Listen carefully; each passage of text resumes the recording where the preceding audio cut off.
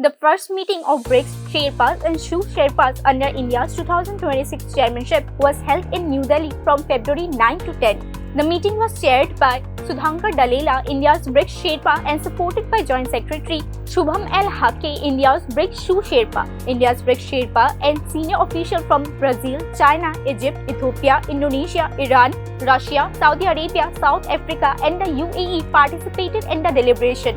On February 10, the BRICS Sherpas and the country representatives jointly called on External Affairs Minister Dr. S. Jaishankar. According to the Ministry of External Affairs, India presented the priorities for its chairmanship under the theme Building for Resilience, Innovation, Cooperation and Sustainability during the meeting.